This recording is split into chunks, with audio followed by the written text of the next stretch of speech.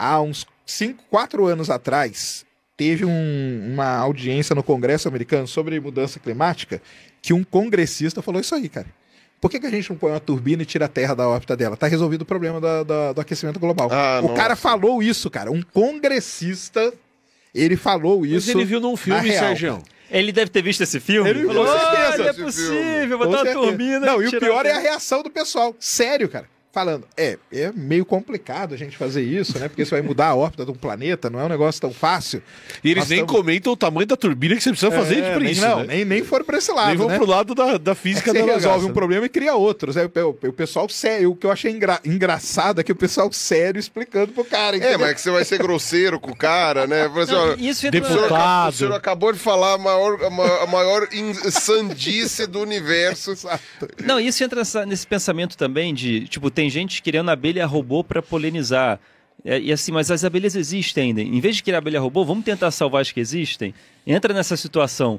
Em vez de pensar em como tirar a Terra da órbita, vamos evitar que o aquecimento global ocorra. Cara, não mexa com o planeta, né? Isso é um negócio. A gente não sabe os efeitos colaterais. O Bill Gates teve aquela ideia de jogar pó de giz. Na Ele queria jogar pó de giz na atmosfera para resfriar o planeta. Os caras falaram pra ele, cara, você é maluco, cara. Que você vai resolver, pode até resolver um problema, só que você vai criar tantos outros que você não tem nem ideia de quais são. Não consegue nem modelar o Trem do Amanhã e a série. Exatamente. Que o cientista tenta resolver, congela tudo, ferra, só que sobrou a galera do trem. É isso mesmo, isso mesmo, porque você não, então, nunca tente mudar aí um planeta, porque você não tem ideia do que pode... amiguinho, então fica a dica, você que está assistindo, não tente... Agora esse negócio da água aqui, só para falar um negócio pessoal, que quando a gente fala de água e até de petróleo, a gente fala assim, tem um reservatório de água. Muita gente acha que lá embaixo da terra tem tipo uma caixa d'água cheia d'água. Mas não tem? E não é assim, pessoal, tá? A água, ela tá impregnada na rocha ali. Tá? A rocha é como se fosse uma esponja, né? Aí você põe um canudinho ali e puxa a água. Nos lençóis freáticos, por exemplo, é isso que acontece. Porque agora teve uma descoberta importante. Que até por isso que filtra. Filtra porque você vai percolando no solo. Exatamente. E aí mas vai o pessoal filtrando. fala, o aquífero Guarani. O pessoal acha que embaixo ali tem uma grande piscina. Uma grande piscina de água. Que tá flutuando, né? O interior tá piscina, flutuando. Não tem não consegue nadar no aquífero Guarani. Embaixo da crosta, não. Tem. Isso é tudo na rocha. É terra úmida. É terra molhada, isso aí. Terra molhada. Isso aí. Tá. Que o petróleo, como você disse quando a gente foi lá, é a mesma coisa, né? Você não tem uma bolsa de petróleo. Ali nos poros da rocha. E aí você consegue tirar essa umidade, a água dessa terra. Essa terra aí com as bombas. Isso, né? Que é o aquífero. O aquífero Guarani é um dos maiores reservatórios de água doce do mundo. Talvez o maior, né? Acho que é o maior. Acho que é o maior reservatório de água doce no mundo, que ele tá no meio da América do Sul, assim, é gigantesco. Do Paraná todo, até o Paraguai, vai embora. Ou seja, é tudo terra úmida. Embaixo da terra, que dá pra pegar essa água. Que a gente pesado, na verdade, esse é um problema, né? Porque muita gente explora o aquífero Guarani de forma desenfreada. Aí pode poluir, que é um problemão. Se eu fazer um buraco, botar um canozinho... Né? Um poço artesiano, no final das contas, é você fazendo tipo exatamente isso. Começa a minar água. Pega o interior de São Paulo inteiro, cara. Capivari, Sorocaba, pega a Castelo Branco, anda ela inteira. Toda ela tá em cima do aquífero Guarani. Isso. Qualquer cidade daquela que tiver uma crise hídrica, o cara pode fazer um poço artesiano. Olha de qualquer jeito. Você pode fazer na sua casa. Fica a dica aí, você que é... Eu lembro... Não faça, gente, por favor. Eu lembro quando eu... Por que não? Porque você pode poluir, cara. Porque assim, imagina que você tem a maior reserva de água do mundo. Tá. Essa maior reserva de água do mundo, ela tem que ser usada da melhor maneira possível para o desenvolvimento do país. Se cada um começar a pegar a sua água descontroladamente, isso pode ser um problema. Você pode poluir ela. Além de poder poluir ela usando as coisas que estão em cima, você está consumindo essa água. Aí você fala assim, mas Emílio, eu vou consumir 50 litros de água por dia é pouco, o aquífero Guarani é gigantesco. Mas o cara que planta soja, se a gente autorizar ele a fazer isso, ele vai consumir milhões de litros de água fazendo isso. A moda pega e a indústria, Isso, então a gente tem que controlar isso, a gente tem que criar... Faz poço artesiano clandestino. Porque poço artesiano, basicamente, você pode furar onde você quiser, cara. Entendeu? Se você for fazer direitinho, tem regra pra isso. Você tem que chamar o especialista da prefeitura. Se o seu Zé quiser fazer no quintal dele, não faça, cara. Porque você pode estar causando um problema aí grande. Entendi. Agora, não é tão fácil assim. o grande... Não, é fácil, só que você não deveria fazer. Essa é a diferença. O grande ponto também é que se você tiver uma remoção a níveis de proporções muito grandes do aquífero Guarani, você começa a gerar até questões tectônicas. Também. Isso aí. Você começa a gerar... O solo perde estrutura, né? Exatamente, de estrutura do solo São e tal. das coisas que a gente estuda muito. Que você vai tirar a água dá estrutura pro solo. A hora que você tá tirando, você tá deixando espaço vazio. Tá mexendo lá embaixo. Aquelas partículas de solo vão ocupar esse espaço e vão se reorganizar. Minha casa tá rachando. O interior de São Paulo vira um cenote gigante. Isso Por isso tem estratégia para fazer. Não pode sair fazendo de forma desenfreada. Esse é um dos grandes questões aí que tem hoje. Tá bom. Entendi. Então, Carlos, não vá fazer o seu poço artesiano sem estudos, sem fazer tudo direitinho. Vou pensar em outra coisa. Você tem que pensar em outra coisa. Vou comprar no mercado mesmo. É, melhor. Agora, isso é uma coisa muito interessante. Eu lembro que há muitos anos atrás, em 2007, 2008, né? A gente trabalhou com o Mesalira, que era o professor de paleontologia bem antigão lá, né? Dos fósseis de molusco ainda, etc. E o Mesalira, ele tinha... depois que ele terminou a faculdade de geologia, que ele fez no Rio, né? Porque naquela época você não tinha muitos cursos, né? Ele fez história natural. História natural, nem existia geologia ainda, não tinha dividido. Ele conseguiu, assim, uma boa parte da contribuição dele foi ter achado água em várias cidades do interior de São Paulo que não tinham água ainda. Sim. Rio Claro foi uma delas. Ele achou água em Rio Claro, né? E eu não lembro agora que outra cidade, Piracicaba também, eu acho. Que ele achou água lá e não tinha. Então a água tinha que vir de fora, né, para irrigar os lugares e tal. Então eram vilarejos que tinham que trazer água de longe. E aí, graças a ele tinha achado, não sei o quê, e aí a municipalidade começou a desenvolver. Isso era muito, muito buscado lá, né, nos idos dos anos 50, 60, né? Porque a gente não tinha ainda, né, o conhecimento de todos os lugares em que tinha água para você conseguir montar uma cidade, por exemplo, né? Você precisa de água, essa água tem que vir de algum lugar, né? Às vezes ela está na superfície, está no rio, mas às vezes não, né? Às vezes você precisa tirar ela do subsolo. Aí tem que achar. E esses caras aí foram muito importantes mesmo, esses primeiros geólogos aí que desbravaram aí. E vem cá, Sacani, eu notei que na sua camisa tem você aí fazendo um raio bola. Genkigama, né? Genkigama do Goku, que é o raio bola. Pra quem não sabe, eu vi um corte seu no YouTube, porque eu não conhecia o raio bola. Né? Essa coisa dos fenômenos que as pessoas veem e acham que é paranormal, acham que é alienígena. Quanto menos você entende o que tá vendo, mais coisa você inventa, né? Tipo, no escuro você vê demais. Isso aí. No escuro você vê demais. Então, assim, a gente se engana muito. E até o pensamento cético ajuda você a sempre desconfiar daquilo que você está vendo, sentindo. Porque você aprende que o seu cérebro ele é bom para sobreviver, mas é péssimo para entender a realidade que nos cerca. Isso é o primeiro passo do pensamento científico, né? Para você entender. Isso. Pois bem, cara, quando eu botei no YouTube, assim, o que é esse raio bola? Que é um Hadouken andando, passeando no meio do mato, uma bola de energia. Eu, caramba, se eu sou uma pessoa meio leiga, se eu não tenho, sei lá, o mínimo de uma alfabetização científica, se eu tô andando, eu vejo isso no meio do mato, passando entre as árvores, caramba, né? O espiritismo teria 1000 explicações para isso, né? Uma aura vagando ali. E pegou ectoplasma e... Nossa! É o geleia. Como explicar? Né, cara? E o raio bola, ele tem umas características muito interessantes. Ele entra dentro dos lugares. Gente, bota depois na rede social. Só toma cuidado, raio bola. Tem uma filmagem de um raio bola que aquela não é. É um CGI. Tem CGI. Que é uma que tá no trilho de trem. Tem uma famosa que é um negócio passando no trilho do trem. Eu acho que foi essa que eu vi. Não, essa aí não é. Aquela é um CGI. Aquela é um CGI. Eu acho que sei, porque eu até expliquei, ó. Isso aqui não é. Entendeu? Mas aquela lá não é. O pessoal fez um CGI do raio bola passando em cima do trilho do trem. Tem um motivo por isso. Porque em lugar que tem trilho de trem, normalmente aparece raio bola. Porque tem as conduções. É condução pelo ferro Mas é dos trilhos. tipo aquilo, é uma bola de energia. É uma bola. É uma bola. Eu tive uma experiência com raio energia bola, elétrica. Lá no IAG. No IAG, eu lembro que você contou lá no IAG, cara. Eu tava um sábado lá estudando Um raio, isso é um raio bola. Olha um raio bola aí. É que na foto ele sai assim, né? Corre do raio bola, corre. Tem que filmar. Eu tava estudando dentro do IAG e o raio bola entrou no corredor, assim, ó. Ele entrou. Aqui que é a sala 703? Desculpa, gente. Ele entra nos lugares, cara. O raio bola tem isso. Cara, que louco. Mas assim, quais são exatamente as condições necessárias para formar? Porque ele não forma em qualquer lugar. Eu nunca vi um troço desse. Não forma em qualquer lugar, cara. As condições mais ideais é plantação, principalmente por isso que o interior de São Paulo tem plantação. Muito, É a receita para ver o alienígena. É a receita da teoria da conspiração. Amassar mato, roubar vaca. Tá lá. Isso. Nossa, também mesmo. Não tá ajudando, né? Porque o raio bola, principalmente aqui no interior de São Paulo, nas plantações de cana, depois que o cara colhe a cana, e normalmente ele está com fogo, aquilo ali cria uma condição de estática e tal, que é propícia para formar o raio bola. Então, muita gente fala, eu tava ali colhendo meu negócio, de repente veio o raio bola, entendeu?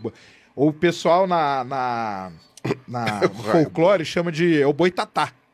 O raio bola é o boitatá. Talvez as origens que é a cobra do boitatá gigante. É a cobra flamejante. É a cobra flamejante. É isso aí, o boitatá é o raio bola que o pessoal vê. Então, quando você conversa com não, aqui tem muito boitatá e não sei o quê. Aqui, como que é? Olha. É assim, é o raio bola. Aqui tem muito boitatá. Porque aí tem lugares que tem condições ideais para isso formar. Tem que estar muito seco o tempo, entendeu?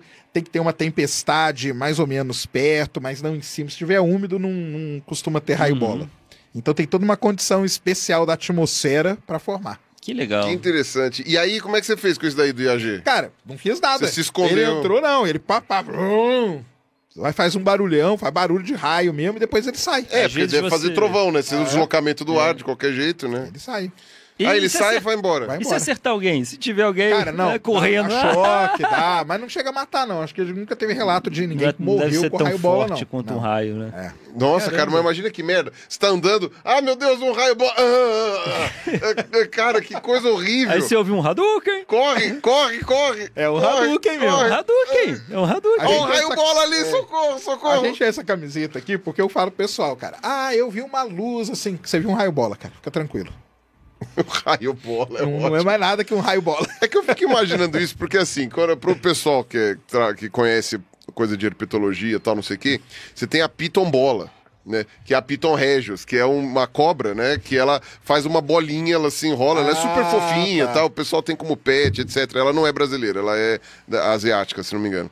E ela faz uma bolinha. É o jeito como o bicho fica confortável. Então é super legal, porque aí, tipo, se o bicho tá descansando, né? E fica grande, o bicho fica grande até, né? É uma piton, né? Ela enrola e faz uma bolinha, assim. Então o pessoal chama de piton bola. Entendi. E aí quando você fala do raio bola, eu fico imaginando, tipo, como se fosse um raio de chuva, né? Um raio de tempestade, que embrulha, assim, e faz uma bolinha, assim. Igual a foto ali que tá mostrando, é mais ou menos isso, ó, tá vendo? Dá a condição, vem o raio, e ele embola ali e vai embora. E aí, ó. Só que aí ele vai pegando condições... É um novelo de raio. É um novelo. E ele vai pegando condições no terreno aonde ele vai se propagando. E aí ele vai embora. Então, é condução mesmo, né? Tipo, se o chão tiver propício com o negócio... Então, linha de trem o pessoal vê muito, plantação o pessoal vê muito, determinados lugares com mato, igual eu falei, né? O boitatá. Então você vai, aqui tem muito boitatá sim, cara, eu vejo direto. É raio bola. Corredor do IAG. Corredor do IAG. Então, gente, entendam que aquilo que você vê, que você sente, que você escuta, é a pior das evidências para o mundo científico. É a pior das evidências. Porque para muitas pessoas... Não me chamou de mentiroso. Assim, não, mas eu Lógico. Vi. Tipo, eu tava lá, eu vi. Para as pessoas que Sim, não... E qual a novidade disso? Não manjam muito de ciência, a maior evidência de todas é porque eu vi. É o ocular, E para a ciência, no método investigativo... Você inverte isso, é a pior evidência. Tá, vamos testar esse fenômeno. Que eu falei no começo, é o relato, cara. É o relato. Não, fulano relatou, cara, não tô nem aí pro relato, cara. Péssimos de relato. Somos péssimos de relato. O cara pode ter visto qualquer coisa, pode ter ficado emocionado na hora. Sim. Ele pode ter... qualquer... Cara, não tô... E uma outra coisa muito falada, tem a pessoa que vê, tem a pessoa que fala assim, não, mas ele é meu amigo, eu confio nele.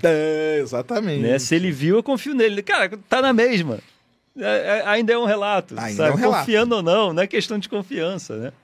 Não, o que eu acho louco disso é que tem ainda aqueles mentalistas Que eles vão contando uma história e você vai construindo uma imagem na sua cabeça e eles vão te manipulando e aí você dá a resposta que o cara quer. Então, uma vez eu tava vendo um nisso de relato, o cara pergunta qual é o brinquedo que você sempre quis ter na infância. E aí, geralmente, assim, uma bicicleta vermelha. E aí você vai depois do espetáculo e pergunta pro cara, mas você queria uma bicicleta vermelha mesmo? Ele, cara, eu nem sei porque eu respondi uma bicicleta vermelha, eu nunca quis ter uma bicicleta vermelha na vida. Porque o nosso cérebro ele vai sendo manipulado e você vai criando essas imagens. E aí o cara aprende a técnica de fazer isso, e aí ele adivinha o que você queria, mas na verdade ele te fez responder exatamente aquilo que ele queria que você aprender hipnose coletiva é perigosíssimo. Porque você ali entende coisas que você consegue manipular pessoas. Porque a hipnose é uma autossugestão. Não é o cara que te controla assim, com energias. Não, é o seu cérebro que ele vai dando sugestões. Você é uma pessoa que acredita muito naquilo e você vai sendo levado. Você vai sendo levado. Você é susceptível àquilo ali. Eu já fiz experimentos sociais de hipnose coletiva. Você conseguiu? Você foi hipnotizado? Não, ele hipnotizou. Eu estava hipnotizando. Você hipnotizou? Cadê as duas? Calma aí. Sacânica. Eu já fui mágico na adolescência. Olha só, cara. Eu já fui mágico na adolescência.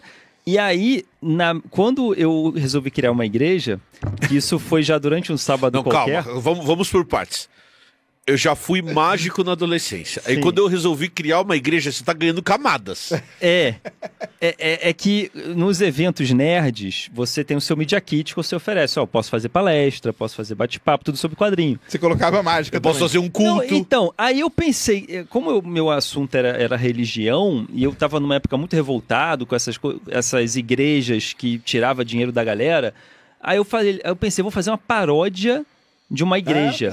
Claro. Eu vou fazer um teatro de uma missa toda zoada. E aí eu criei a religião batatista. Eu precisava de um deus. Então, o deus da batata. Né? E eu era o João Batatista.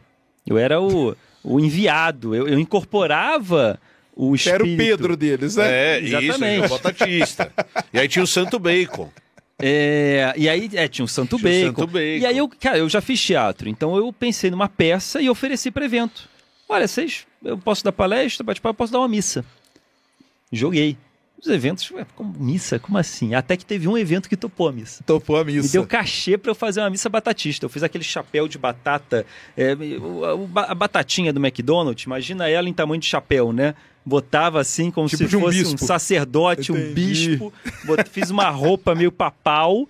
Cheguei lá com um cajado, com uma batata com 2 olhinhos, uma caixinha de batata frita com 2 olhinhos. Tinha um símbolo sagrado que era assim, a caixinha de batata e os dedinhos simbolizando as batatinhas, né? Fazia sermão, né? Irmãos, em nome da batata, né? E fiz a missa. E os nerds estavam tão empolgados com a batata, sabe? A piada funcionou tanto que eu vi que, mesmo sendo uma brincadeira, o pessoal estava envolvido. Era uma unidade, era uma coisa só. Se você leva pro lado sério, acabou, né, cara? E aí eu pensei, e cada missa que eu fazia, eu queria fazer um experimento a mais. Até onde eu posso ir com isso? E aí teve um dia que eu fiz uma missa que eu chamei 3 caras e falei, vocês vão subir no palco para dar o testemunho da batata. Como a batata mudou a vida de vocês. E eu vou dar um tapa na sua testa, você vai cair no chão. Tá bom? É o que eu quero que você faça. Beleza.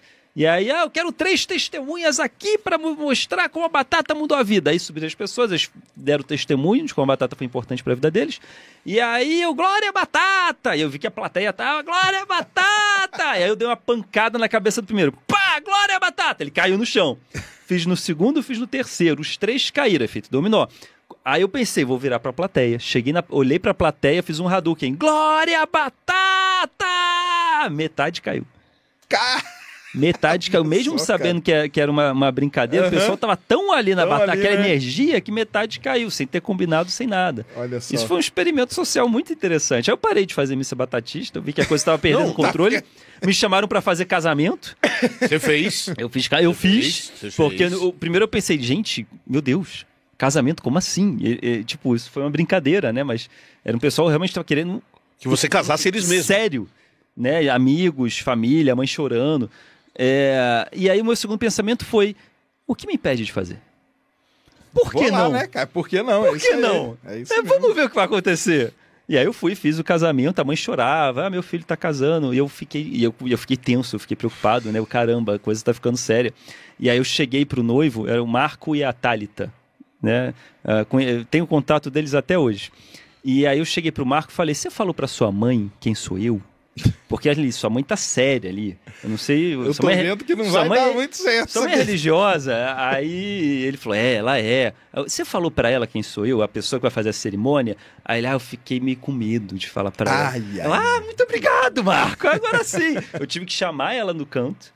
E fazer toda uma volta. Olha, seu filho é nerd, né? Nerd adora essas coisas do mundo nerd, papapá. E tem, assim, muita gente que brinca um pouco com essas coisas. Eu tentei contornar para falar que era sério, mas era nerd, né? Aí ela, não, tudo bem, sem problema. Tá bom, né? E eu fiz todo um sermão. Falei, a batata vivia muito bem sendo sozinha, sendo batata. Assim como o bacon vivia sendo sozinho, sendo bacon. Mas quando a batata e o bacon se encontraram, ficaram muito mais interessantes, muito mais gostosos. O Marco vivia bem sendo Marco. A Thalita vivia bem sendo Thalita. Mas quando se encontraram, ficaram muito mais interessantes. Marco, você é a batata, Thalita, você é o bacon. E por aí. Foi uma época interessante, a época do batatismo. Você sabe, né? Eu sou muito seu amigo, mas essa é a minha maior decepção em relação a você. Que eu parei com o batatismo? Você abandonou o batatismo em favor do catolicismo. Olha você é uma vergonha de ser... Você é um herege da batata, Carlos. O catolicismo está crescendo bastante. E daí depois você ainda lança um livro do pacão. O pacanismo também. Do pacanismo. Você, Carlos Ruas, é um traidor da religião certa. Não, eu parei porque estava ficando sério. Eu não queria que a coisa saísse do controle. Você vai fritar no óleo... da batata eterna, cara. Eu queria no óleo ardente. No óleo ardente da batata eterna. E foi atacado pelo gato, né? Foi atacado pelo gato. E ainda o gato atacou. Eu acho que foi o momento de conversão, Sérgio. Foi o momento de conversão. Quando o gato caiu na cabeça do Carlos Ruas, ele foi convertido pro catolicismo. Foi convertido, é verdade. Conversão na marra. Mas você achou mesmo que estava pegando... Não, ocorreram duas coisas, né? Meus pais, que sempre adoraram o que eu fazia, com a cheirinha, sempre me apoiaram. Falaram, filho, isso aí da batata, eu não acho que tá exagerando. E quando eu recebia mais retorno negativo, religioso, era por causa disso. Minhas cheirinhas sempre andaram muito bem, tanto com ateísmo quanto com cristão. Mas a batata tava pegando. Passando um pouco da linha, sabe? Tava ateu demais, né? E aí... não tava ateu demais, tava batatista. Pois é. Não tava ateu, não. O Deus deles que não é o Deus da batata. O problema é deles. Se incomodando demais com isso. E eu pensava, até onde eu quero ir com isso, né? Assim, eu gosto de fazer minhas tirinhas, mas estava começando a ocupar a agenda a batata, as missas. E aí teve ai meu Deus, Toninho Mendes. Toninho Mendes foi o editor-chefe da Circus Editorial. Ele foi o editor da Chiclete com Banana, a revista que lançou Laerte, Angeli.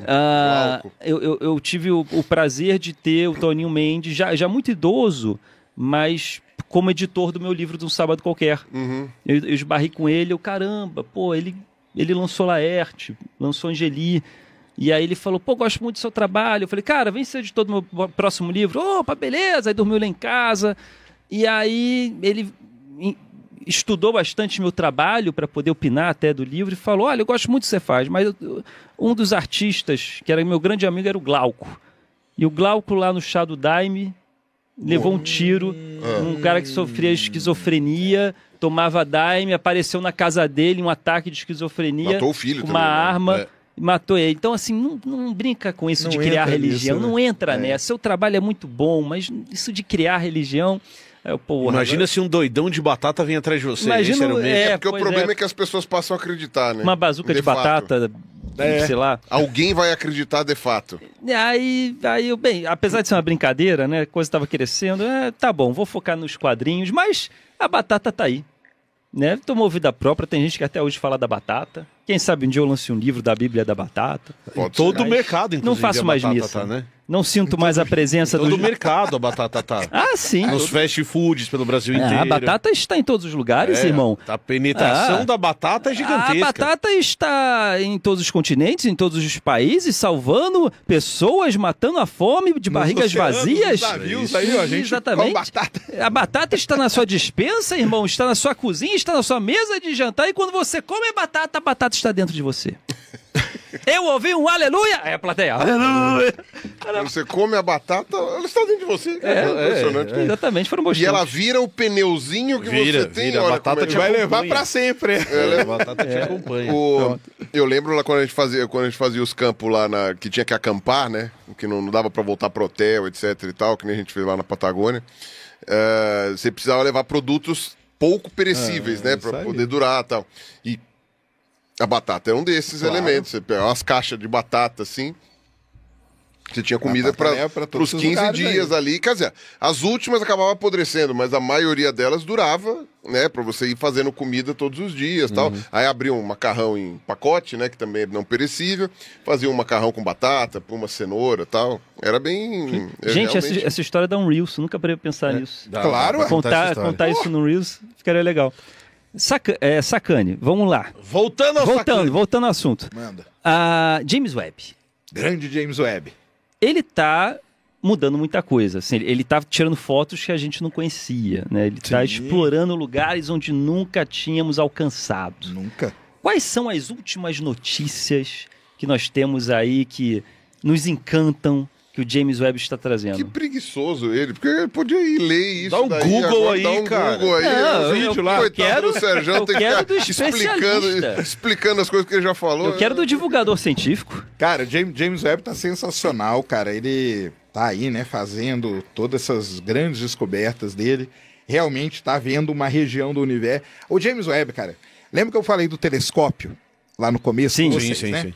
Telescópio, quando você compra um telescópio, tem um problema, que é o seguinte: se você compra um telescópio bom para ver planeta, ele não vai ser bom para ver galáxia. Tem toda essa diferença. Faz sentido. Os telescópios, eles têm pouca versatilidade, que a gente chama. Tá. Então, assim, é difícil ter um telescópio que é bom para tudo. Ele não é bom para tudo. A principal coisa do James Webb é essa. Ele é versátil demais, cara. Ele observa o início lá do universo, ele observa galáxia em momento intermediário, ele observa planeta, asteroide com a mesma qualidade, os dados são impressionantes de qualquer região que você procura da astronomia. Mas isso porque ele tem sensores diferentes. Ele está equipado com sensor para ver longe, sensor para ver perto, porque o equipamento foi desenhado para isso. Bom, exatamente. Ele vê no infravermelho, então a primeira coisa é essa, né? Ele não vê na luz visível. O Hubble, você não tem uma foto produzida por ele. Porque a gente traduz o infravermelho, que é uma energia térmica, a gente acaba traduzindo para a imagem. Mas o Hubble, ele produzia imagens que a gente enxergava. Ele é um telescópio do jeito que a gente tem e ele vê no visível. Ele vê no visível e no infravermelho também. Tá. E no ultravioleta também. O Hubble é meio que mais completo. Mas o James Webb ele foi feito assim justamente para explorar a parte mais distante do universo. Tá. Porque o universo está expandindo. À medida que o universo expande, os comprimentos de onda são levados para o vermelho do espectro que a gente chama. Então, para ver coisa distante, por que o Hubble não vê? Porque ele não vê no infravermelho, ele vê só no comecinho. O James Webb já consegue ver. Então, por exemplo, grandes descobertas aí recentes. Ele bateu o recorde da galáxia mais distante até hoje detectada. É dele. Qual a distância? A distância a gente mede em milhões de anos após o Big Bang. Tá. Entendeu? Então o pessoal coloca ali, ela tá mais ou menos uns 320, 350, tem um erro ali, né?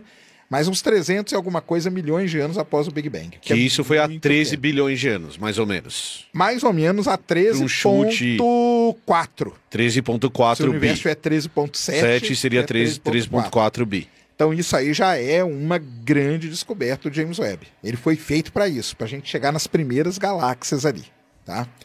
Ele está descobrindo ali, às vezes tem mais galáxias do que a gente imaginava. Isso aí não é problema, pessoal, não é problema. Lá, o James Webb quebrou. O James Webb é contra os Big Banguistas. Né? Meu Deus.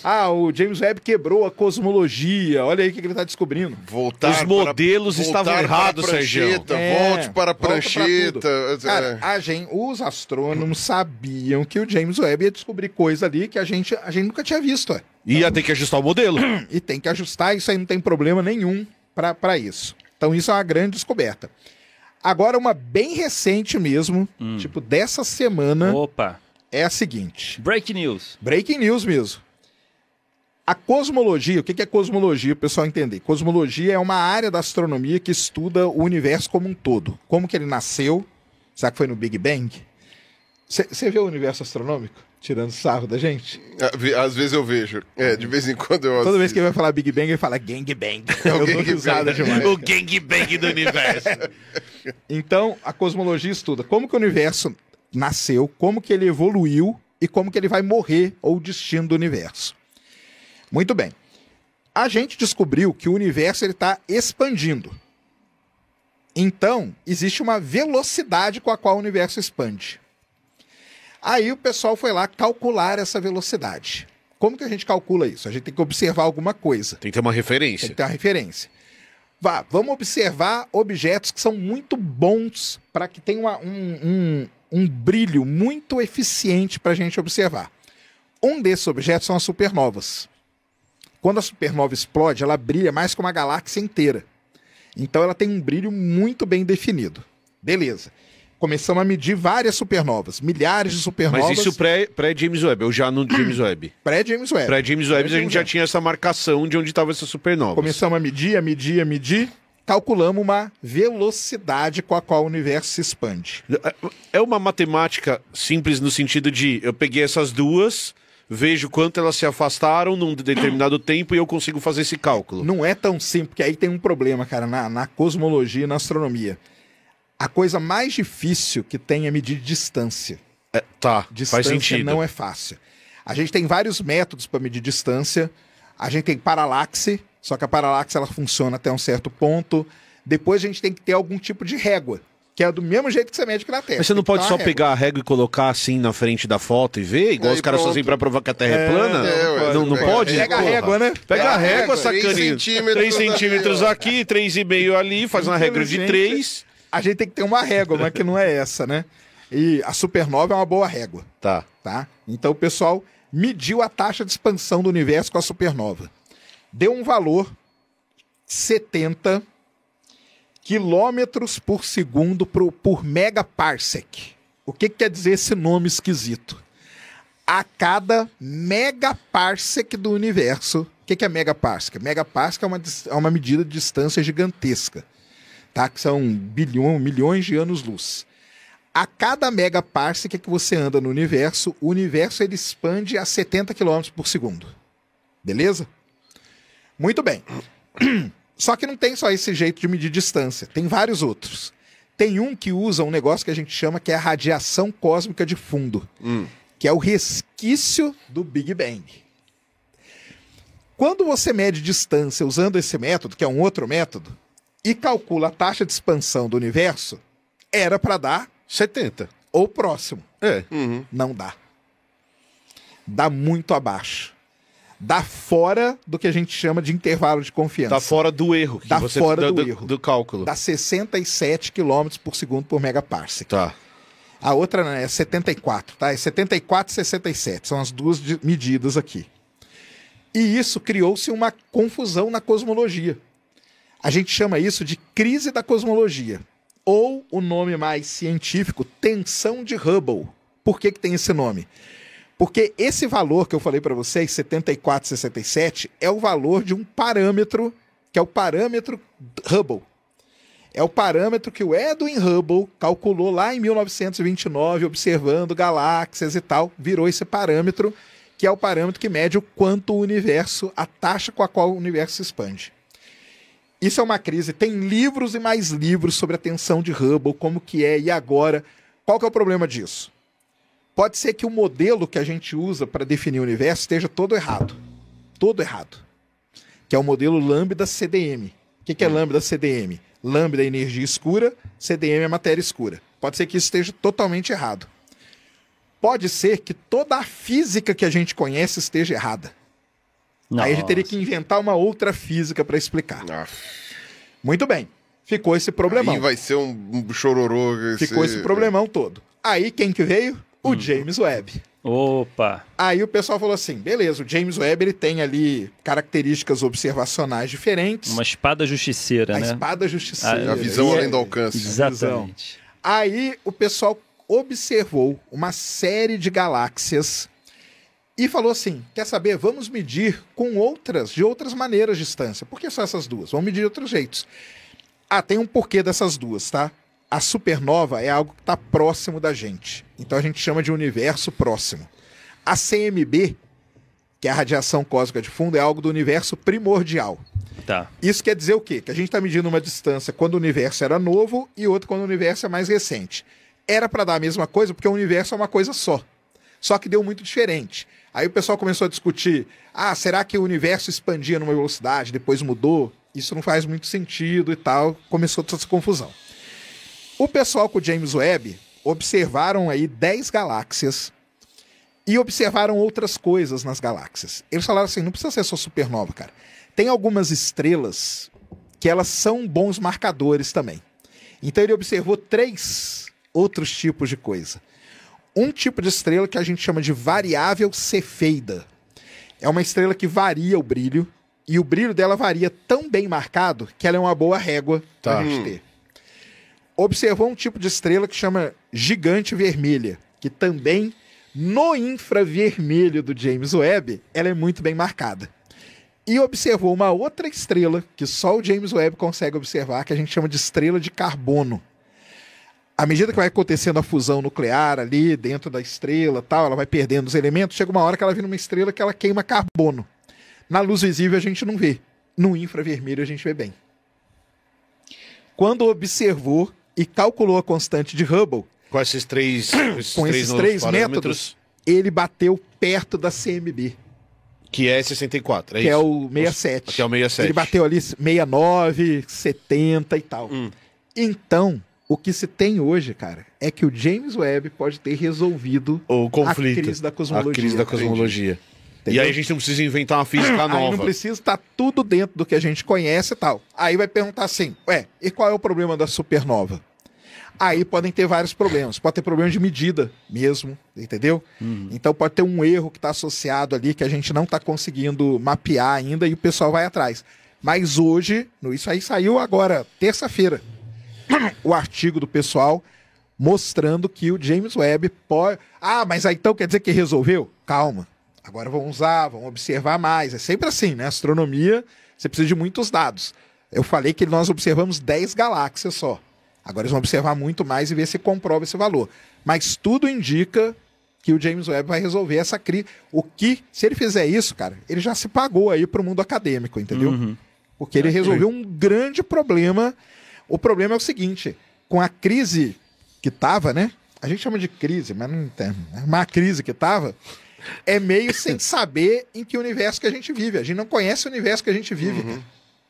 E aí o James Webb veio e falou, não, tá tudo aqui, tá tudo já... Até que a gente conhece. Até que a gente conhece bem. Tava certo. A gente que tava medindo meio de uma forma... tem água ali pra vocês, se você quiser, vou pegar uma aguinha aqui. Se você quiser tomar uma aguinha, desculpe te interromper. Então é isso. Então essa é a grande descoberta do James Webb aí dos últimos tempos, tá? Foi agora, terça-feira.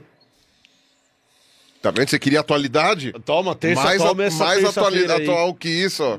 E vocês falaram, olha no Google, olha a diferença. Não, tem mais uma. Mas se você pesquisar, você vai achar. E tem mais uma, de coisa próxima você agora. Prefere o Sérgio, eu não quero a resposta imediata, eu quero a construção da ideia até a resposta. Mas aí tem uma de coisa mais próxima que o James Webb também descobriu essa semana. Tem um asteroide que ele chama Psyche. Esse asteroide Psyche... o pessoal já deve ter visto, é o asteroide de quadrilhões de dólares e tal. Já viram isso? Já é o asteroide que de ouro, não. Já, claro. Pessoal, é o asteroide todo de metal, que se ele chegar aqui na Terra, ele acaba com a pobreza e não sei o quê. O pessoal falava essas coisas. Não acaba porque vai inflacionar. Mas o pessoal fala isso. Acredita-se que ele é o núcleo de um planeta que não formou. O planeta estava se formando, não formou, virou aquele núcleo, tá vagando por aí. A gente mandou uma missão para lá. Resolveram apontar o James Webb para lá. Vamos ver o Psyche, que é esse asteroide, com o infravermelho e fazer o espectro dele. Descobriram uma grande quantidade de H2O e de hidroxila. O que é hidroxila? Hidroxila é o H livre ali, né? Tá. Que pode misturar e virar água também. Isso quer dizer o quê, cara? Que o Psyche, que até então era o núcleo metálico, ele é um núcleo hidratado. Lembra que a gente falou que a Terra pode ter nascido molhada? O Psyche pode ser a resposta para isso e o James Webb é que está resolvendo isso. Me explica essa parte prática. Você fala assim, resolveram apontar o James Webb para tal lugar. Não, mas me explica isso, porque assim, a impressão que eu tenho como pessoa leiga é que o cara...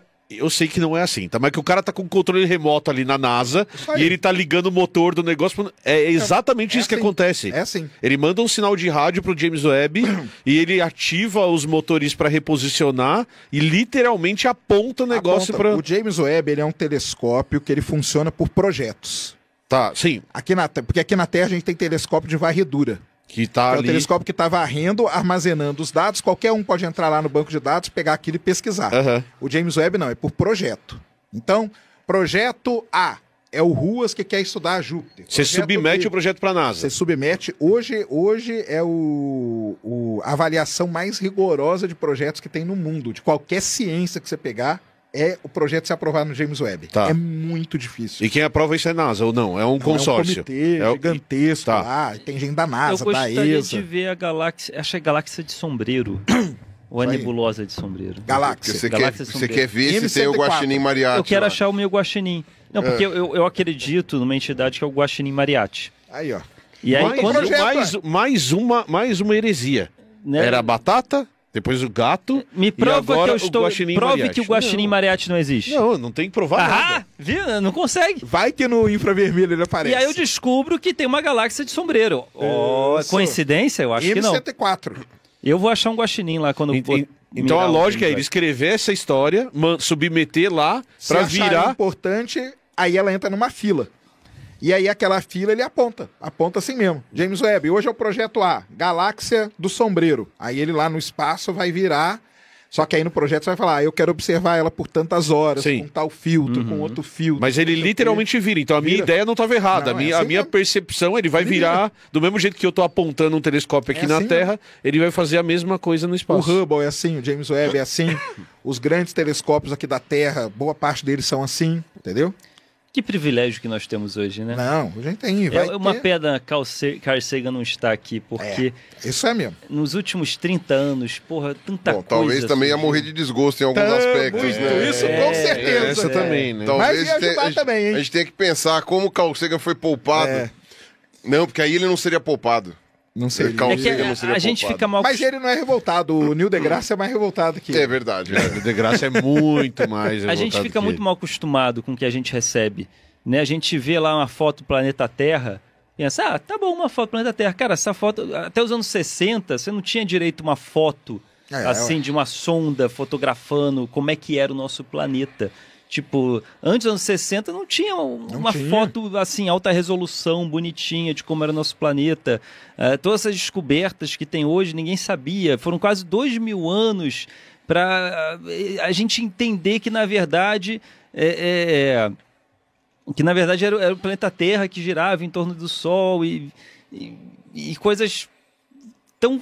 que pra gente ver no livro e parece que é assim, tá bom. A gente normaliza isso como se fosse uma coisa boba, né? É, como se fosse uma coisa boba. É tanto privilégio a gente receber tanta informação dos mistérios do universo nos últimos 20 anos que, uau, que legal eu estar vivo para estar desvendando junto com a comunidade astronômica, né?